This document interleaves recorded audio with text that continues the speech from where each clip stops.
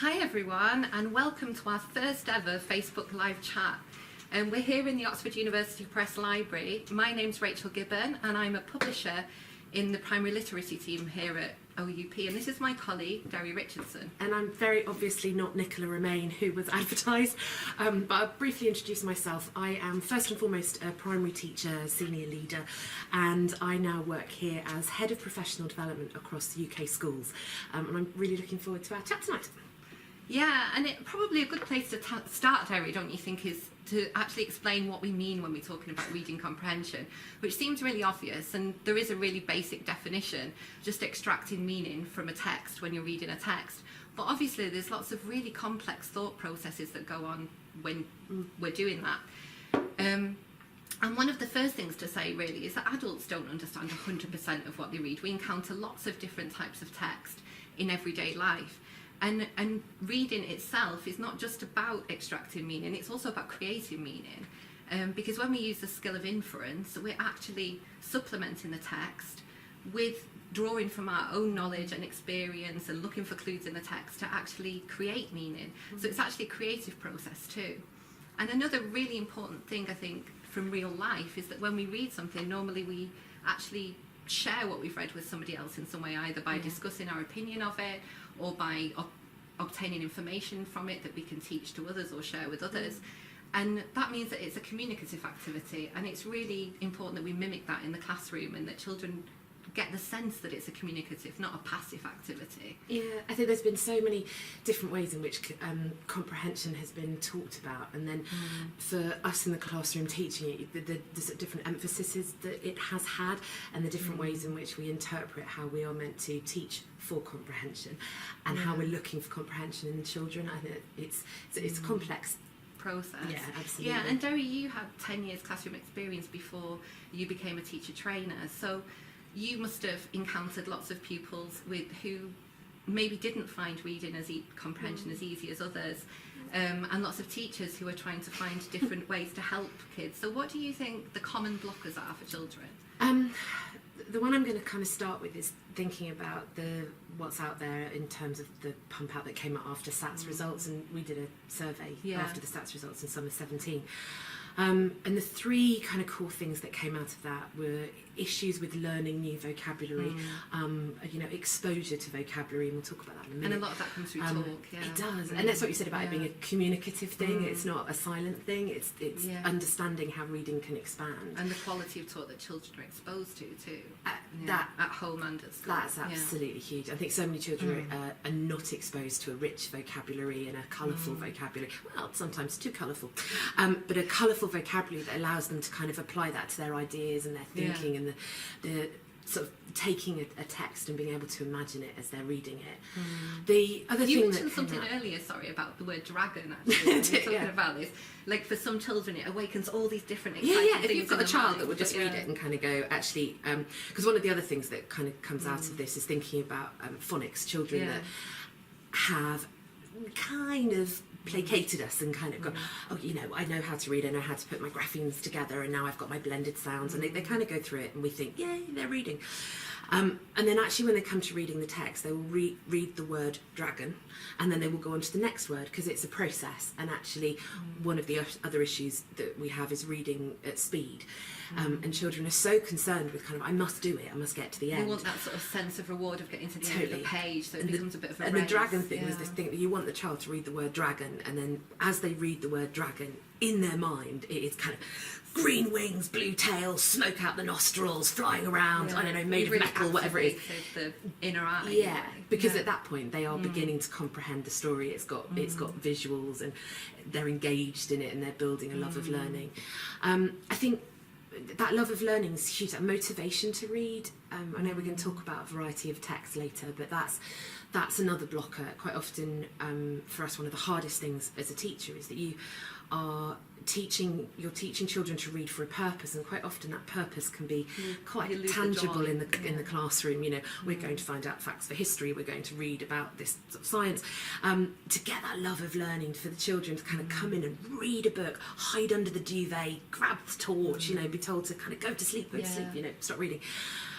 Anxiety and lack of self-belief are a huge blocker, and that for me comes from sort of two things that are really difficult. One is actually having the problem-solving skills at their disposal to be able to actually access the text, and also working memory. I think working memory is huge for children, and they are developing that skill at the same time as learning all of these new skills.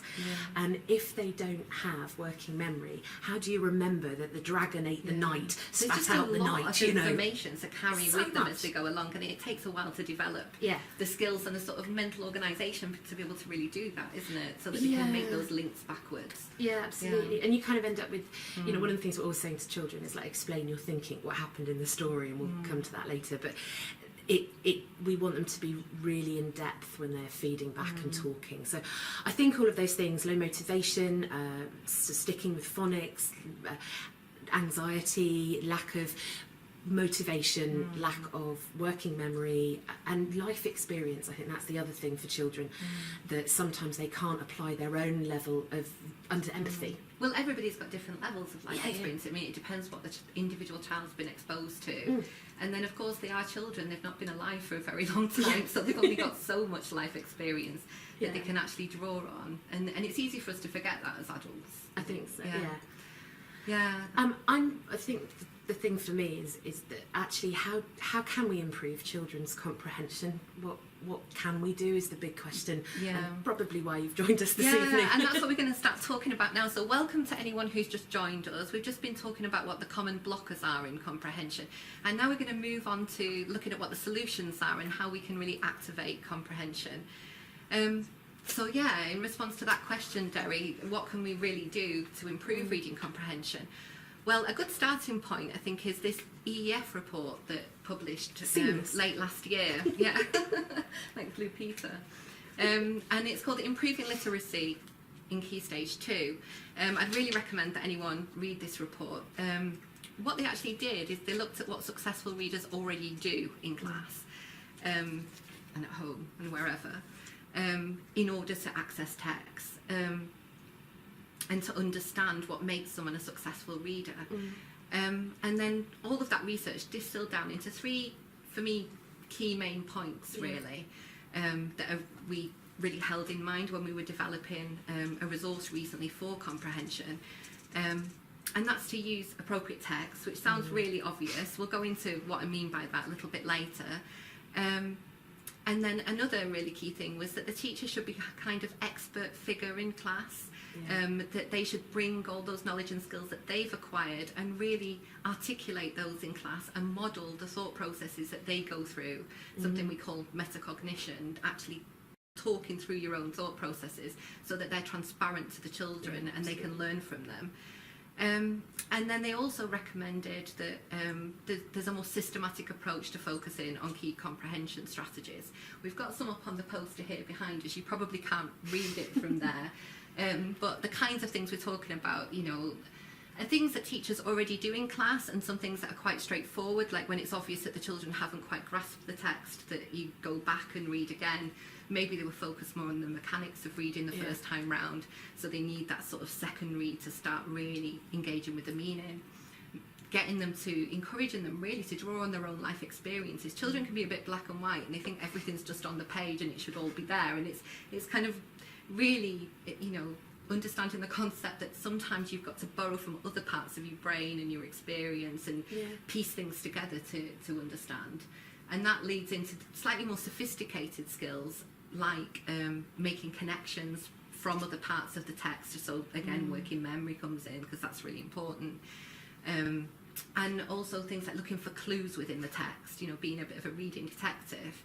So all of these things, you know, when you do teach them can be taught in quite an exciting way too, and that's really engaging for children. Yeah, absolutely. I think it's the explicit teaching for me. The idea of having core comprehension strategies that you have to actually teach explicitly, and certainly for me, my own experience of training as a teacher was there wasn't that time to develop and understand as a teacher how I was going to teach for comprehension. And there's a really subtle difference of teaching comprehension, teaching for comprehension, and actually explicitly teaching strategies. Yeah, and I think what happens a lot in classes, we see an opportunity to mention a certain strategy, so you pull it in incidentally here and there, but that isn't, sometimes even more value can be obtained if you're actually doing it in a really systematic way. And then you've got that gradual release of responsibility because you've taught everything up front as soon as possible. And this is another thing that the EEF report really recommends.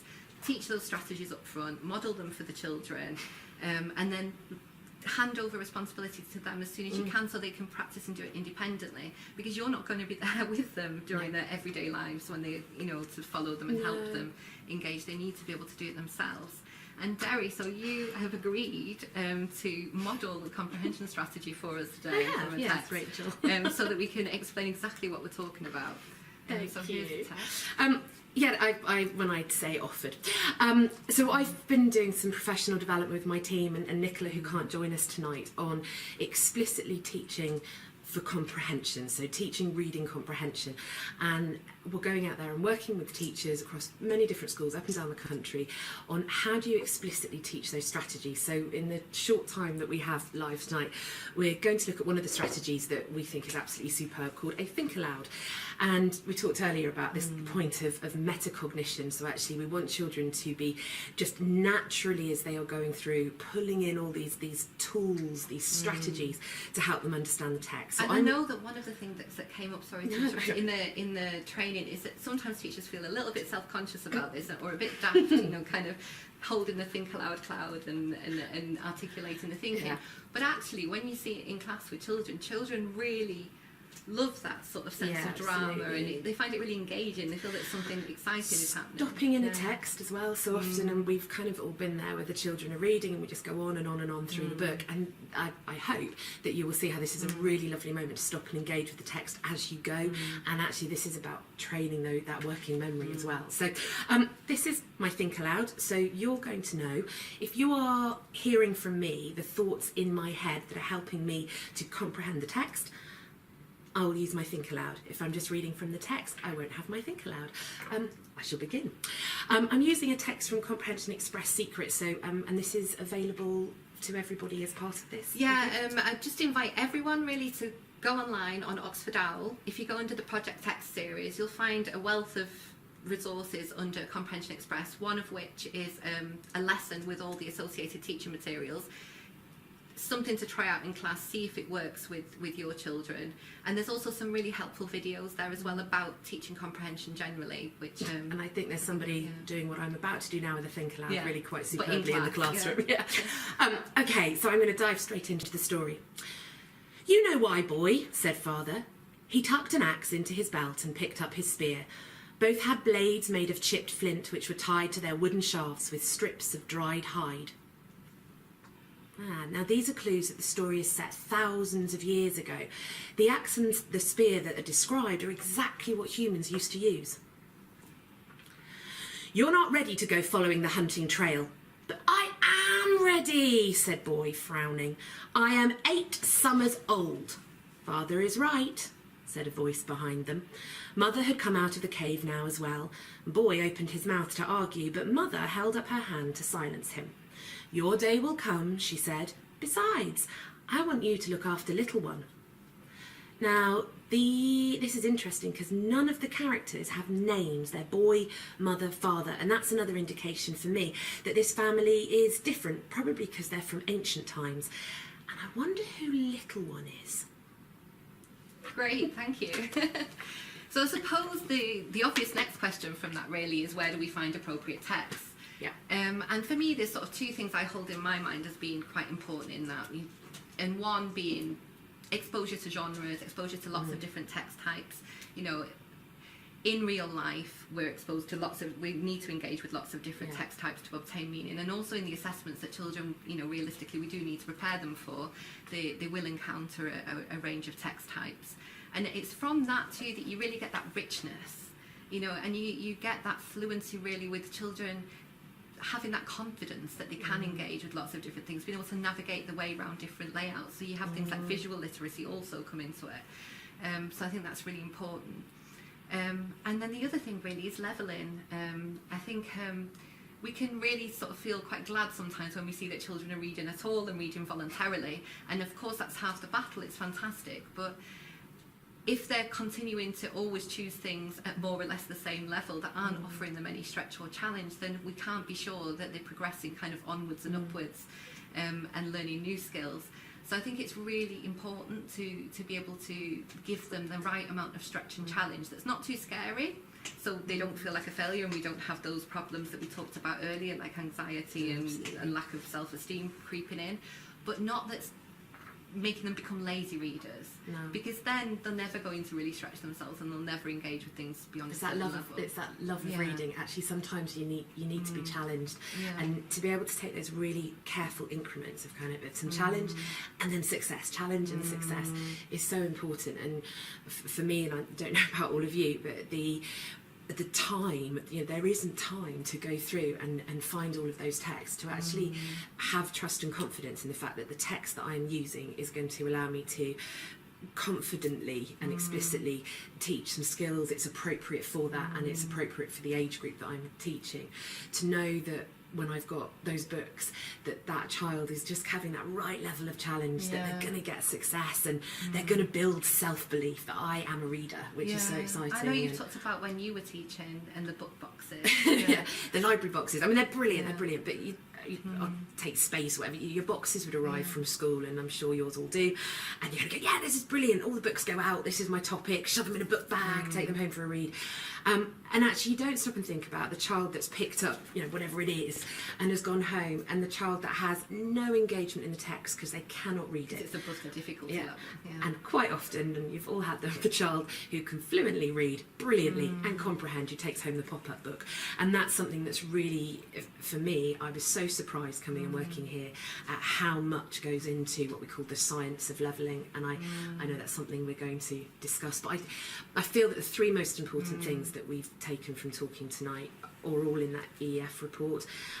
The use of appropriate text, that focus on key comprehension strategies, explicitly teaching those, and modelling that thought process when reading. And for us as teachers, being the one that models it effectively, I think it's really important. Yeah, I'd agree.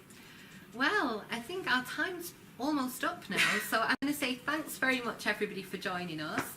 I hope you've enjoyed our chat. You can find a recording of our chat that will pop up soon in a few minutes' time on the UK Education. Oxford Education. Yeah. It's somewhere with Oxford. It's exciting. There'll be the next Facebook Live chat with us will be next month with some of our colleagues. They'll be discussing levelling, which we've touched on today, so hopefully you'll find that interesting too. Please remember, at any point during these videos you can click on the follow button, and then you'll receive notifications of our other Facebook Live chats. We hope you'll join us again next time. Thanks very much, Derry. It's been a pleasure. Absolute pleasure. Thanks ever so much. Thanks. Bye-bye.